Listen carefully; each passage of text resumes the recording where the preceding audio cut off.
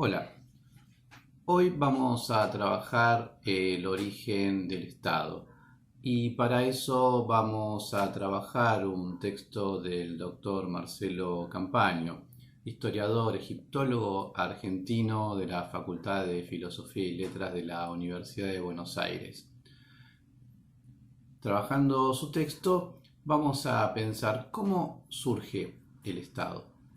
Y para eso debemos pensar primero en las sociedades preestatales, en aquellas sociedades donde hay jefaturas y donde justamente el jefe es un pariente más en la tribu y no tiene poder de coerción, es decir, no puede detentar un poder físico por encima de aquellos habitantes que están viviendo con él.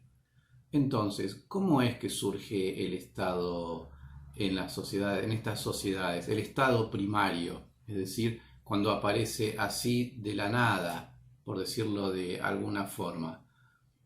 Por supuesto, son modelos teóricos pensados justamente en Mesopotamia y en Egipto. Pero antes de ir a las pruebas arqueológicas, pensemos entonces, según como lo estudia el doctor Campaño, cómo es que surgen estas sociedades. Y estas sociedades, cuando surgen, empiezan a aparecer cosas nuevas, cosas que antes no estaban. Por un lado, elementos cuantitativos y elementos cualitativos. Cuando hablamos de los elementos cuantitativos, hablamos de algo que hay algo más de lo que ya estaba. Es decir, un número creciente de población en una cantidad bastante densa, por así decirlo.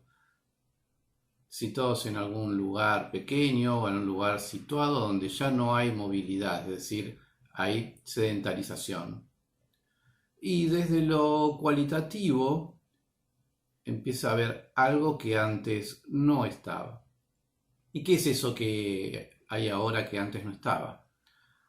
Bueno, por un lado, burocracia, tributación y una élite o una minoría que se queda con los excedentes de la producción. ¿Cómo es que se aplica entonces el origen del Estado en jefaturas donde todos son parientes? Bueno, hay intersticios donde se puede empezar a pensar dónde surge el Estado. Y justamente tiene que ver con los lugares que están por fuera de la comunidad. Si uno piensa en una comunidad A y muy lejos otra comunidad B donde no hay lazos de parentescos entre una y otra, podemos pensar que la comunidad A invade a la comunidad B y entonces allí los invasores no son parientes y empiezan a surgir lógicas que se pueden aplicar donde no se pueda aplicar allí donde todos son parientes. En esos espacios intersticiales, como dice Campaño, es ahí donde empieza a aparecer esto nuevo, la tributación, la burocracia, aquello que se empieza a aplicar donde no se podía aplicar, donde todos son parientes y se conocen.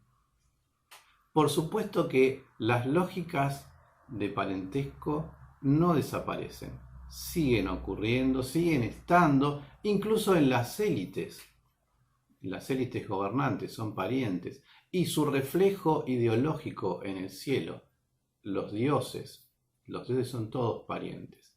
Es decir, esa lógica no desaparece en el sentido que ahora se mantiene en las élites y también se mantiene en las comunidades. Entonces, podemos pensar estas lógicas como algo nuevo y distinto, siempre pensándolo desde un modelo teórico. ¿Cómo lo vamos a aplicar? Próximas clases vamos a ver el surgimiento del Estado, entonces ya pensado en la ciudad de Uruk, donde se puede ejemplificar estos ejemplos que acabamos de mencionar. Pero esa es otra historia.